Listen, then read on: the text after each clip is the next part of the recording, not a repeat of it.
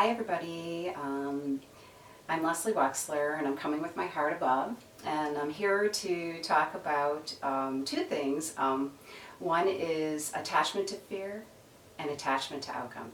And I gotta say, right before I did this, I was having, first of all, technical difficulties. I don't seem to be able to get away from that, but that's such is life. But I also was a little scared to get in front of the camera. I've been like trying to ponder, why am I afraid to get in front of the camera? I'm just talking to myself, for gosh sakes. And I just realized it was about expression. Fear of putting yourself out there, kind of. I've learned so many things in life I want to share. We're all students and teachers in life, and so I realized that was the problem. But it also was really there was a topic I was going to bring up with this that really connects to it, because it's about expression as well, except for it's a written form. And I've always loved to write, and so I wanted to write, and I had this fear of putting myself out there because I'm not a professional writer. And PPC, Project Positive Change, they had this writers club, and I signed up for it, and I gotta tell you, it was the most wonderful experience. In fact, I'm still doing it. I'm connecting with some ladies overseas, and we're inspiring ourselves, and really, it's more of a creative club, I think, more than anything. And I've gone out to my family, and they said we want more, my friends, and so I'm really excited about it because I'm really having fun. It's like the golden nuggets, like just the experience in the present moment. I can't wait to write.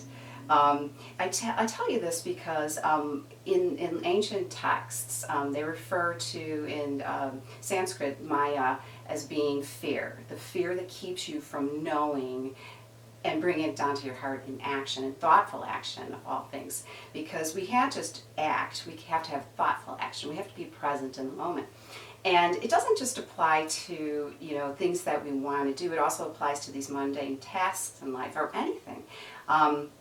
Because if you look at the Japanese culture, they find inner peace in just these really mundane tasks. So it's how do you bring that thing you're excited about into a lot of things in life. So you can know all you want, but you have to act on it, and you have to lose this fear. And the other thing is the attachment to the outcome. Now, when I'm writing this thing, I'm having fun, and I'm channeling this information. It's about a lady in 1540 who's a Romani, and I'm getting, like, it's almost like method acting. I'm figuring out, what does she say, how does she feel, and I'm also doing some historical research. So just to kind of back up my feelings about things. Now, this process is a learning process. It's like I said, I'm learning in this process, and I'm trying to be poetic about it. And the reason I say this is because I'm trying not to have any attachment to the outcome. Because when we start to put ourselves in that position where it doesn't work out the way we think it does, we never finish the book, or somebody doesn't take on that book, or whatever, it's really, you should just be grateful for that experience, because that is a learning experience. And the most successful entrepreneurs and artists and people in the world, they say, if you're afraid to fail, you're never going to be successful. And that applies to everything in life. So I want to say, take those keys and drive the car. I mean, you don't be a passenger in life.